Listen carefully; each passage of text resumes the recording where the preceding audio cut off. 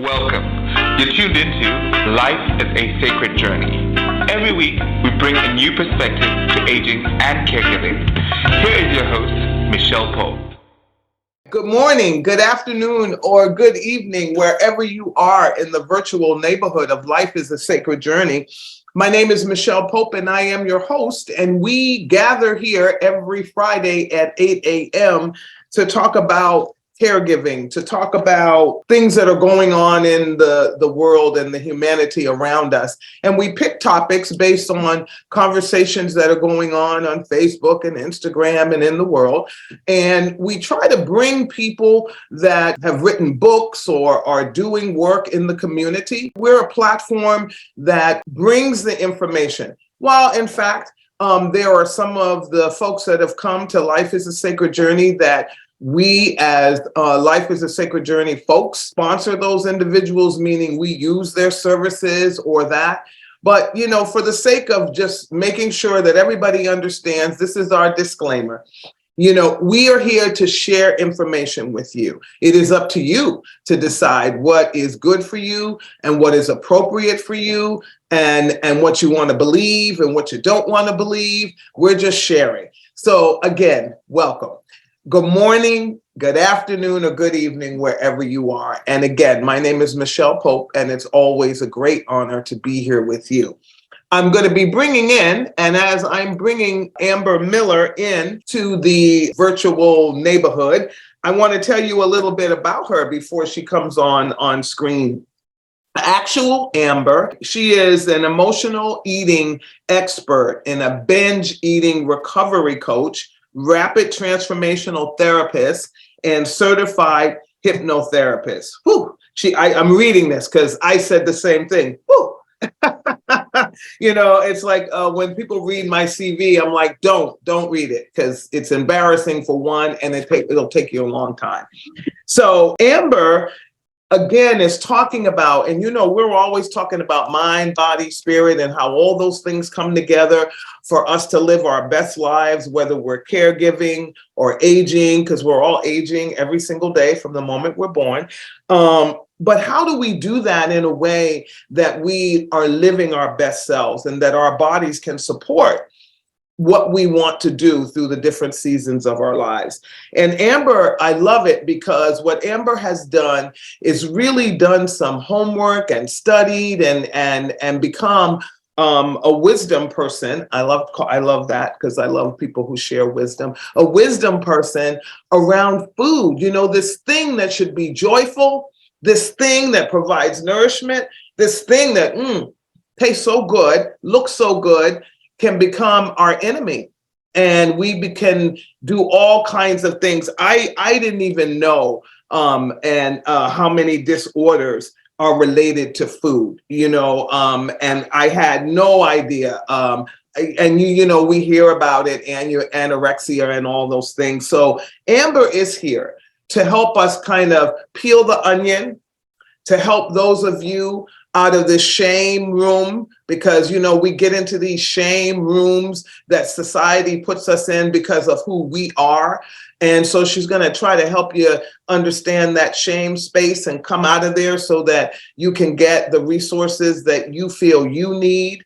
And she's going to peel the onion away from the food thing. I love that, the food thing. Amber, good morning and welcome to Life is a Sacred Journey. Amber Miller, good to see you. Hi, Michelle. Thank you so much for having me. I am so grateful to be here. And thank you for providing a platform for me to talk about this, because you are so correct in that this binge eating disorder is totally rooted in shame. And I really don't think that people are aware of just how prevalent this disorder actually is. Binge eating disorder is actually the most common eating disorder in the United States. And I don't think people are aware of it. In fact, it's 3 times more common than anorexia and bulimia combined. Wow. And in fact, researchers are still not even sure how many people actually have it because people don't come forward because they are so ashamed that they actually binge eat. So right now, it's estimated that there's almost 3 million Americans that have binge eating disorder. That's a huge amount of people. Yes. Yeah. Yeah, and 60% of those are women.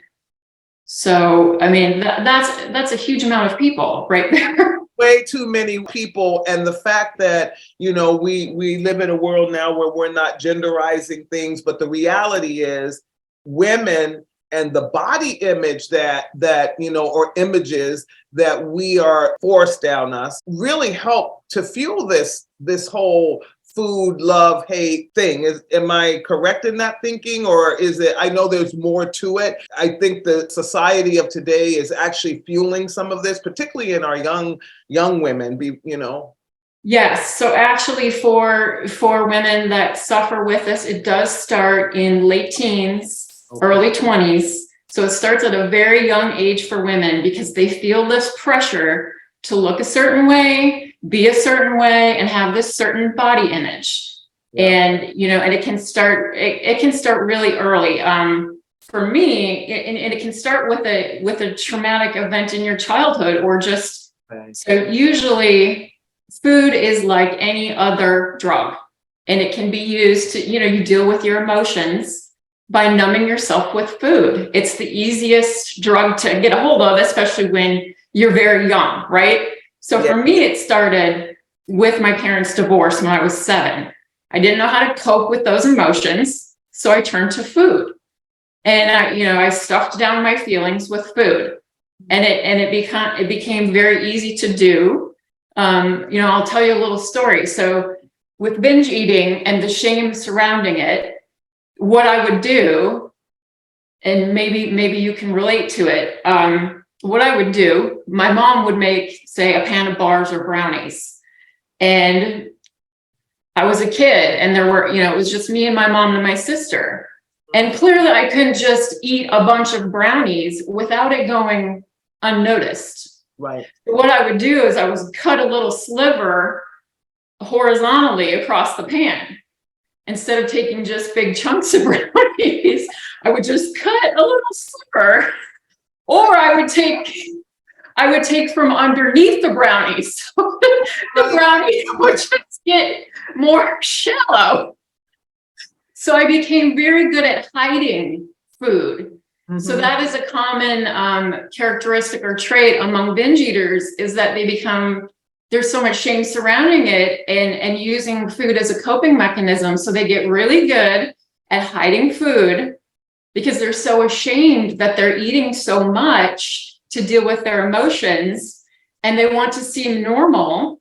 Yep. So they eat normally in front of people. They eat normally in front of their coworkers. They eat normally in front of their spouse, in front of their relatives, in front of everybody.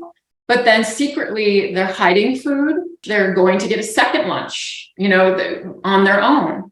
And so there's just this huge stigma that, I'm different. I'm not normal. And why am I doing this? What is wrong with me?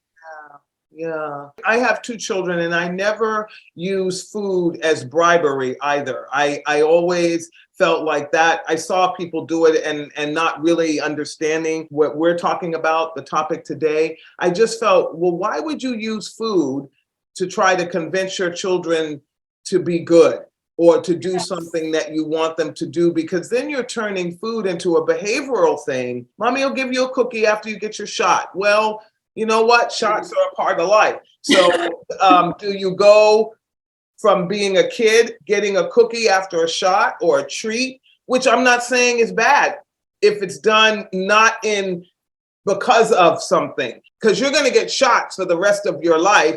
Yes. And at the end of the day, if that is the way that you were nurtured up, so do I go every time I go to the doctor and get a shot, then I go and have a half pint of ice cream or what? I mean, so those are, I'm just asking because I'm not, and folks, I know this is a sensitive subject. Okay. So don't get in your feelings. Hear what we're talking about. We're not talking about you as an individual. We're trying to give you tools and to help you to understand that some of this stuff is a lot of stuff in our life isn't our fault. Right. Right? Because we're nurtured that way in some, I don't know if I'm making sense, Amber. Help me. No, it's well-meaning parents that are trying to use food as a reward for their child to get them through something difficult, right? Yes. Yes, I totally understand what you're saying, but that can cause really bad habits. That every time I go through something uncomfortable, then I get a reward with food. So that creates really bad patterns. And then you start doing that as an adult. That every time I have discomfort, I'm going to reward myself with a treat. Yes. But then the pendulum can swing the other way, is that you have parents that restrict so much that I don't want my child to have sugar. So I'm not going to let my kid go to the birthday party. I'm not going to let them have treats. They can't have, and I don't want to, there are legitimate food allergies. Yes. Yes. So I don't want to diminish any of that. That is real, that is legitimate. But by restricting that and not letting your kid take part in the birthday parties and the cupcakes and the cake and all of that stuff too, then you create this child that wants this thing that everybody else gets and they can't have. That's right. Then they are wanting that thing too. So that the pendulum can swing completely in the opposite direction, and they feel they are being punished and they don't get what the other kids have. Yes. And so we just kind of went to the children, but this is also something that I was reading after reading your site, that it's also becoming prevalent in seniors. Some because of the food deserts that they live in. So it's environmental stuff that is creating the food disorders, or they're trying to save money, and so they eat less, and then when they get a little bit of a windfall, they binge. I was surprised by this, and man, it's like food is so wonderful, but yet it's almost like it's turned into a freedom taker. Or a weapon for us. And so have you seen in your work also where seniors have been living out these disorders as well? Oh yeah, yes. It happens at any age. Okay. And so if you have binge eating disorder, it can come back. Like you can recover from it, but it can keep coming back. So you can be diagnosed with it, but then it can keep coming back. So I went through, it has actually only been around for 10 years where it has been formally a diagnosis in the DSM-5. Okay. So it's only 10 years old. It was discovered in 1959, but it wasn't until 2013 that they made it an official mental disorder in the DSM-5, which is quite shocking to me. That's shocking.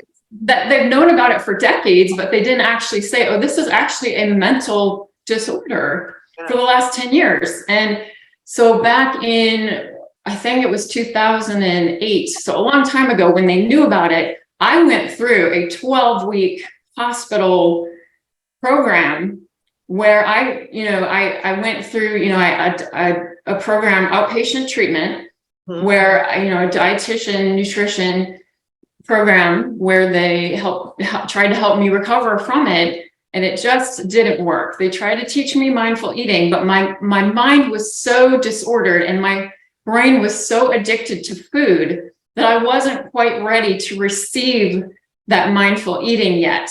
So and I felt, and it made the shame worse, because what they had me do was take a little piece of, those individually wrapped Dove chocolate candies. Yeah.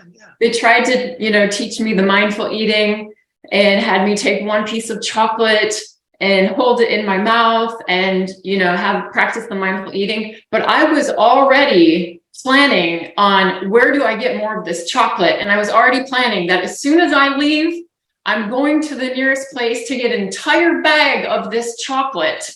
And that is exactly what I did. I went to the nearest convenience store, got an entire bag of that chocolate, ate the whole bag of that chocolate that night. And of course, the shame spiral was that much worse, because I was like, how can I not do this? I am getting help from a hospital. Right. In a group setting. And what is wrong? And then, of course, I couldn't tell anybody that I did this. Yeah. But I think, so the shame behind this disorder is so strong, that, and they actually say that only 3% of people that meet the criteria for binge eating disorder actually get a diagnosis. Oh my So, gosh. yes. So that's why I thank you so much for letting me talk about this, because I just want people to be aware that it is a really common thing, and that, that there is hope, and that people do this, and that, it is really common, and that Go ahead, Amber. Go ahead. Yeah, because I was just going to say, in your practice and what you're doing, you're helping people to what's the word I want to use, to realize that's a small word that I took a lot to think about, but to realize what's happening in their lives, so that they too can become, because I used to work with folks that were drug addicted, and I realized that the drug was more powerful than anything that I could ever say. And Yes. the experience that made that happen was far more entrenched in their DNA than anything that I could even imagine.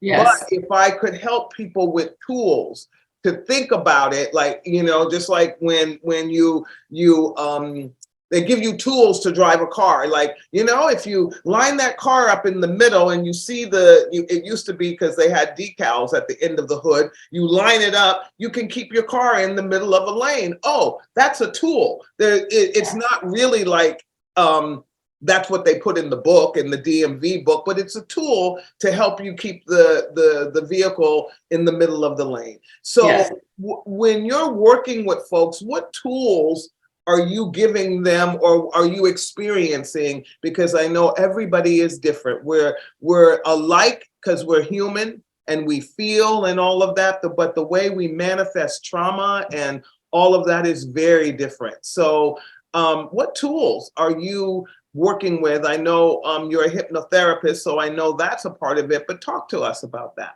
Yeah, so I found like I really needed to get deep into my subconscious and my beliefs about myself to really, really fix what my core beliefs were about myself. And a lot of it had to go back to childhood, which is, when I use hypnotherapy as a tool, I'm using regression while I'm doing the hypnotherapy, because a lot of it, you're not even realizing what some of these beliefs about yourself are and where they're coming from. And it can be as, in your childhood, when say you're a young girl and you're witnessing your mother even step on the scale, and she lets out this disgusted sigh as she's getting on the scale, and you're 4 or 5 years old. And and you're watching this, and this is rooting in your subconscious, like, oh, whatever I see on that scale, I should be disgusted with my body. Or you're seeing your mom just looking in the mirror, being disgusted with whatever she's trying on, watching her look at herself, not liking what she's seeing.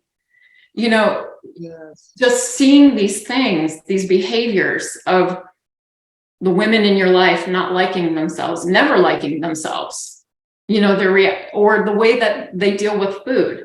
Yeah. So these go way, way back. And your parents, the way that they deal with food. And this is also, you're taking this into your subconscious as a child. And so, and growing up, you're not knowing that you're taking this in. And then you're forming all these beliefs about yourself and your relationship with food. So, and the way that your parents feed you, the way that you eat, and then of course, especially being in America, the way that we glorify food, the way we glorify overeating, and the way it's pushed on us, so all of these things. Sizes, I just got back from Belgium in September, and I was surprised. I was so happy eating there because the portion sizes are half the size of ours. And so because there's the other thing that happens. You get this big portion of food, Amber, and you're looking at it, and there's a part of you that feels guilty, if you're like me, that I don't finish it. right? It's like, I can't possibly eat all this. And then with the pandemic, it got harder to get little doggy bags or whatever we used to call them. Excuse me. And so you begin to get to this place where you're eating when you don't even want to eat. Yes. Yes. And another tool that I like to use is I want to teach women how to love their bodies as they are now. So I had it so backwards, Michelle. I mean, I am not sure if you've read a little bit about my story. I did. Yeah. So please, I didn't want to bring up things unless you want to share. Yeah, I would love to share. So, you know, I have gained and lost hundreds of pounds over my life. And so it's not like I was on a progression of where I was thin and then just continuously gained. I was skinny, then fat, then skinny, then fat.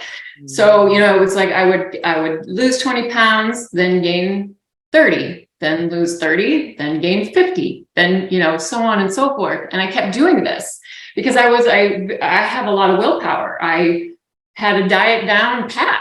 And every time I would lose weight, I was very good at restricting. I was a pro dieter, you know, and I was athletic. I would, you know, exercise like a fiend. I knew how to diet. And every time I would diet and get thin, I was like, oh, okay, I figured it out. I got it.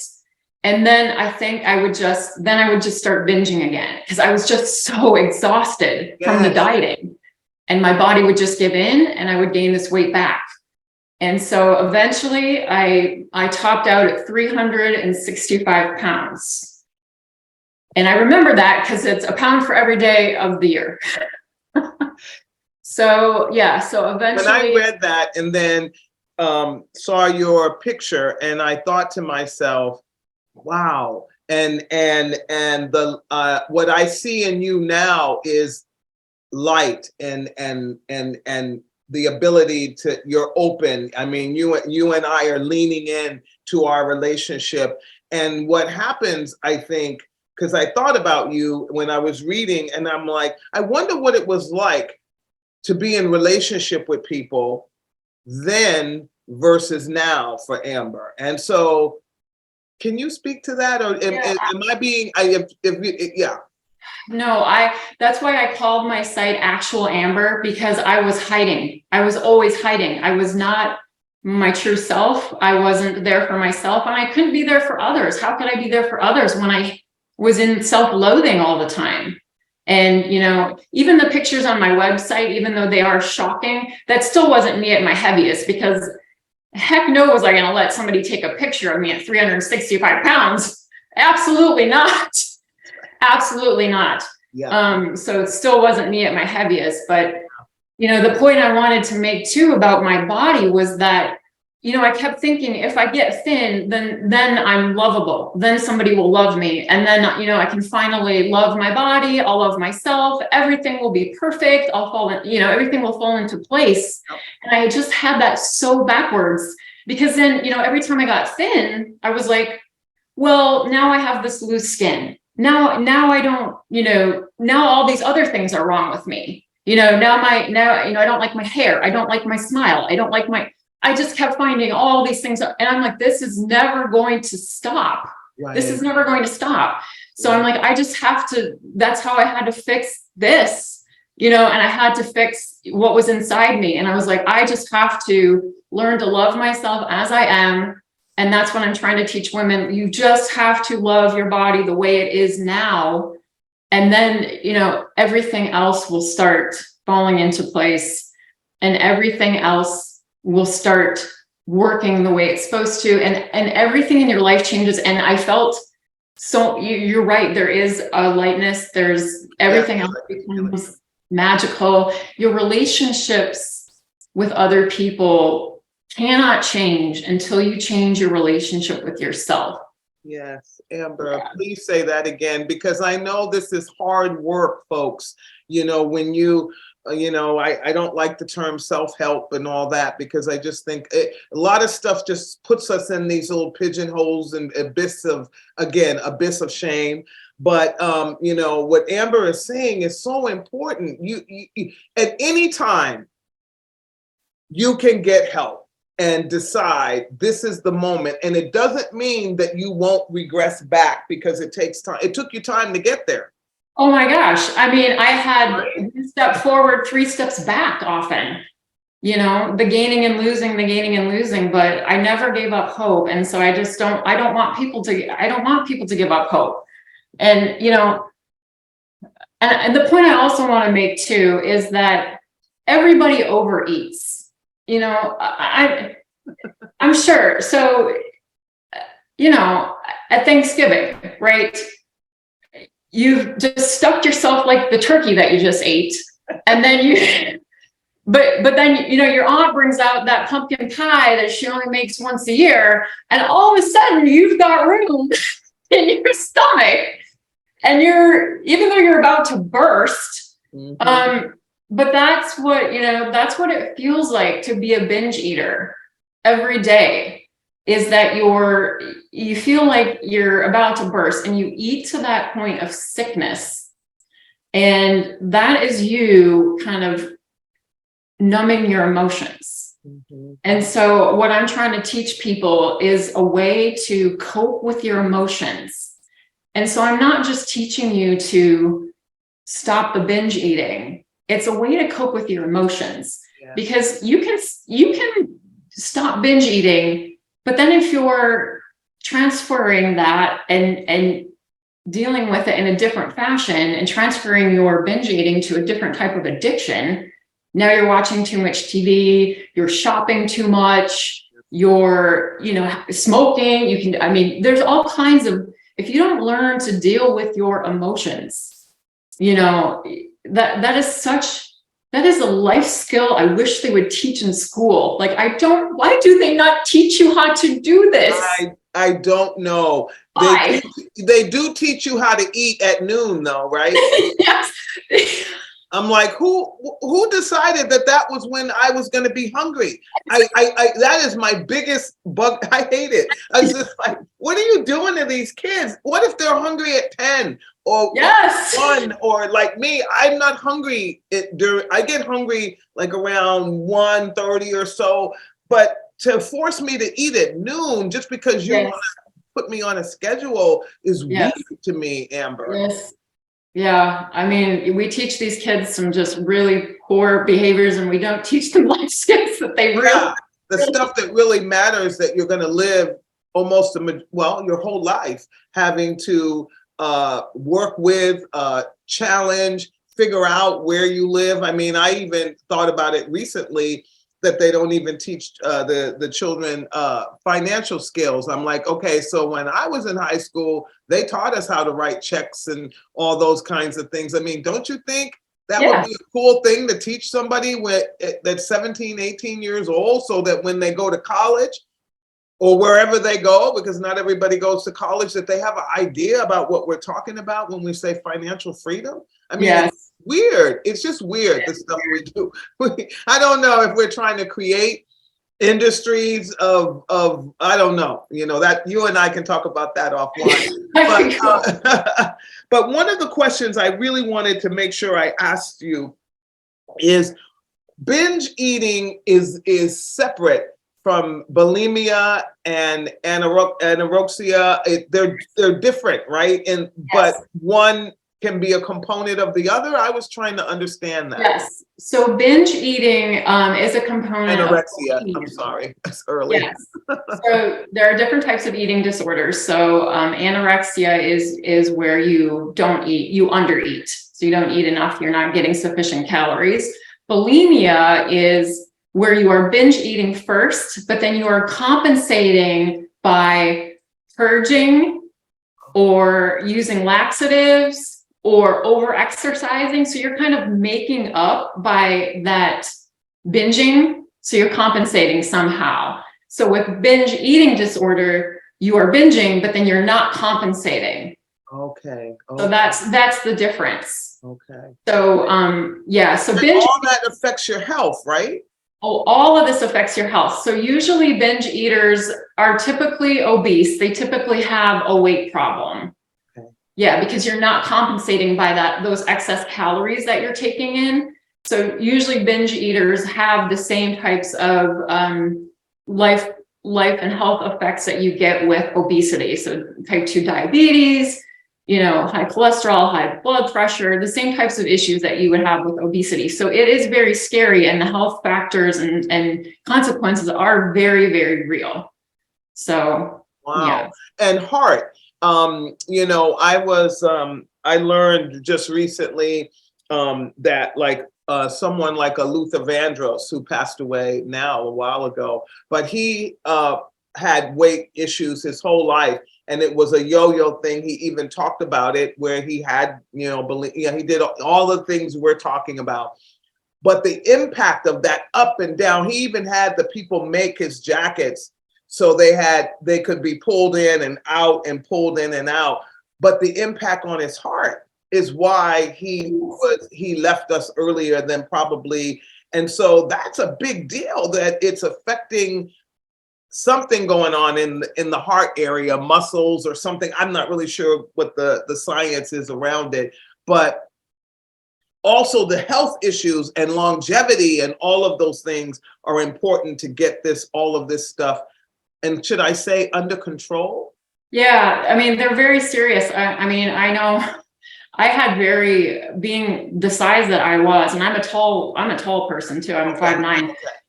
My joints hurt all the time. Like, it was very hard to even just stand holding all that weight on my joints. And, when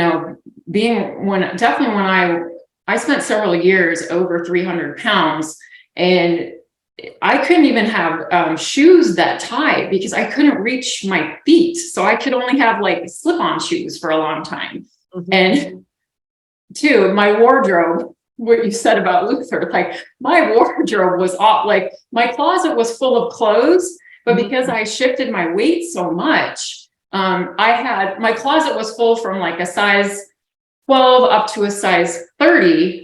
And I would only have a couple pair of pants at each size, so that when I lost some weight, I would have,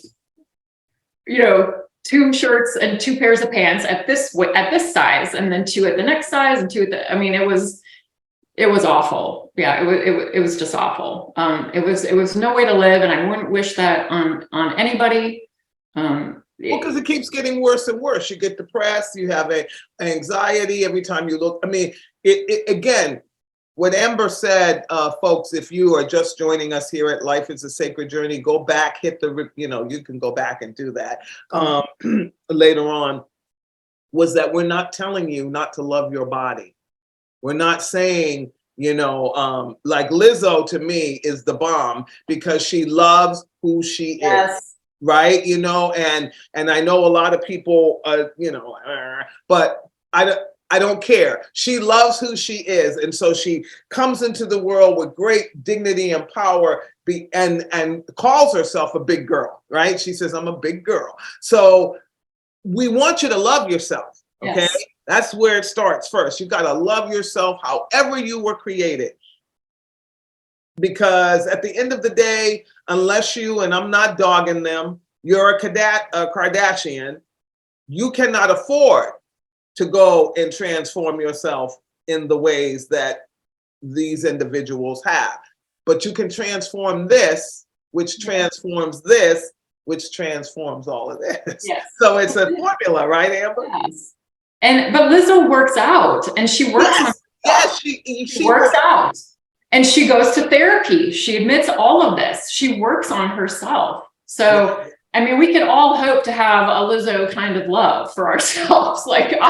Yes. I'm working on it, Amber. I'm working on it because she's so powerful. When I watch something, I don't even know what it is, but I was just like, she has a presence of, I love myself. I'm here, whatever. And I'm like, I need that. Yes. Yeah. So Felicia told me that you have something that you want to share and offer our viewers, listeners coming to Life is a Sacred Journey. And I hope it's about how to get in contact with you and all of those kinds of things, because again, We've got all this stuff out there. I found that there is a 1-800 number, 1-800-931-2237. And it's for if you are in the middle of those kinds of things that we've talked about in this last half hour. There's somebody there. It's like the suicide hotline around food. So it's 1-800-931-2237. We'll get that in there. And that for those of you that are living with food insecurity, that creates this kind of behavior, because I'm gonna call it it's a behavior disorder. Know that there are resources in your community that can help you, and don't feel shame about picking up the phone and asking for help, because we do know through the pandemic, and here in California, Amber, we have the floods and all of that. So the grocery stores are pretty mean and lean. But there are those of you that live in food insecurity, food deserts, and we know that some things you eat when you can, right? So, but let's get help for you. 1-800-931-2237. So Amber, tell us how to get in contact with you, and because I'm sure there are those of us that would love to follow up with you. Yeah, so I was offering one-on-one coaching where I was doing, 3 or 4 months on a one-on-one basis, where I was doing hypnotherapy and working deep with people one-on-one. But then I decided I want to help more people. And I think a lot of binge eaters can get help when they're in a group setting.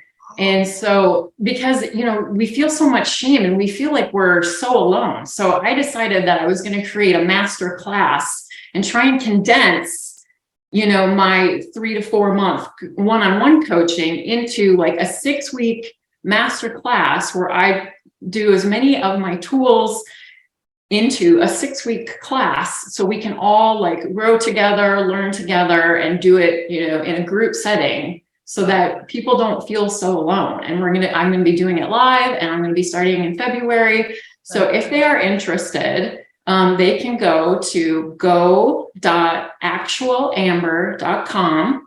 Okay. And so I'm just excited to share that. And it's going to be 6 weeks, and we'll be doing it live. And if people aren't comfortable being on camera, they can hide themselves too, because I know sometimes people just don't want to show their faces and don't, so they can participate as much as they want or as little as they want. But I think it's good to hold one another accountable and just lift each other up and share stories, because, man, I have a ton of embarrassing stories about my binge eating and the things I did and the lengths that I went to get food, procure food, the rituals that I had. So I just wanted to throw that out there. I love that. And when in February, is there a date? It's going to be in early February. I haven't picked a starting date yet. Okay. I just wanted to see, who was interested in doing that. And I just wanted to throw that out there. So go.actualamber.com and sign up if you're somebody that I might even join you in that masterclass. It's always good to learn and get new tools and experience things. As I tell you, just because we think we know stuff, we know nothing. And if we can continually learn and bring information in from new sources that you may not have even thought, it makes life really more fun. And why I read so much and don't watch television, because I find that I'm a happier person when I don't let the media into my life. So that may not be a practice for you. I'm just saying, folks, this is your life. This is it, right? This is it. And you get to live it to the fullest. Yeah. Along the way, we may have ebbs and flows, Amber, that pull us into these places of anxiety, depression. I was an emotional eater in my 20s. Oh gosh. And I had so much emotion in my 20s, right? Like everybody else. And I would eat. Oh my gosh. It was awful. And my thing was the yo-yo. And until I finally again started to work on loving myself, and I continually work on loving myself. And so Amber has talked about all of that. She is offered you, Amber Miller, an opportunity to come into a masterclass with her in February for 6 weeks. go to go.actualamber.com and check that out. She's also available if you want to do something different, and you can have a conversation and dialogue with her to figure out how you can work that out. But you are not alone. And I feel that when somebody is willing to tell their life story and their testimony about how they did something and then share it and want to give it to the world, that's the best gift that you could receive. So I see that Amber has two little hearts on. I know. It's like, this is my Valentine's Day sweater. I love it. I love it. And Amber Miller, where do you live in the geography of the planet? I am in Charlotte, North Carolina. Okay. I'm enjoying my you're in California, so I'm loving my mild winters. Yes, it's pouring here. Actually, I'm looking at North Carolina. I'll have to talk with you offline because I'm building a tiny house, and North Carolina has some really beautiful tiny house communities, whereas California is like behind in all of this. And so I might just see you one day. Yes. If you see me walking down the street, go, Michelle. I will. So Amber Miller is an incredible humanitarian in the sense that she's trying to help you to live your best life.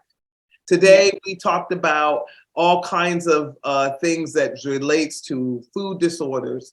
And so in our last few minutes, Amber, would you give your sort of last words of wisdom to those folks out there who are experiencing this and give them your word of hope? Yes, thank you for asking. I was just gonna offer my greatest tip I think I can offer is that, so, we, even though we're adults, we still carry with us all of our experiences through our entire life, right? So we still have that inner child within us. And our greatest relationship that we have is the one we have with ourselves. So we still carry that inner child with us. So I would encourage people to speak to yourself the way you would speak to a child, your inner child. So if you can, when you are having these dialogues with yourself and you catch yourself criticizing yourself, picture yourself as that young version of yourself and speak to yourself the way you would speak to a child. And I actually have some pictures on my phone in a little folder, and it's called Get Better. And it's pictures of me at 5 years old, 7 years old when my parents got divorced, and it's cute little Amber, and even, pictures of chubby bucktooth glasses Amber that got bullied with the mullet haircut and the acne and whatever. And I look at that little girl, and I have so much compassion for that child. And when I find myself beating myself up, I look at that little girl and I'm like, now why am I talking to myself that way? Like, have some compassion for that little girl because she's still in there. Yep. So, I mean, that's the biggest tip that I want people to realize. Like, just have some compassion for goosebumps. And it gave me goosebumps because I'm always talking to, when I was a little girl, my nickname, they called me Shelly. So I'm always talking to Shelly. Yes. Always trying to soothe her and to let her know that she's okay. Because if I don't, she'll come out. Yes. And I don't mean that in a civil kind of way. I just mean the hurt, being disenfranchised, all the stuff that she felt begins to bubble up in me, even though I've done my work. So know that, right, Amber? That will happen. Yes, very much. So, Amber, stay with me 1 minute. So before you go out into the weekend, I want you to go and look in the mirror and really look in the mirror and look at yourself and say, I am magnificently and wonderfully made. And no matter what the world says about me or to me, I love me. That's what you need to say to yourself. And if you can't remember it, write it on a Post-it note and put it on your mirror. Remember, I told you, affirmations all over your mirror, because that's the place you spend time looking into. Don't worry about your hair and all that. Worry about your soul. Yeah. Because your hair is going to be groovy if your soul is at peace. Okay? It really will, because you take care of yourself when you're at peace. Yeah. One thing goes to the other. Hug a tree, pet a cat, pet a dog. You know, I got to pet the dogs. And if you are a person out there contemplating taking your life, know that you are not alone. Know that we love you here at Life is a Sacred Journey. Find a phone, find somebody that will stop you from this moment. Dial 988.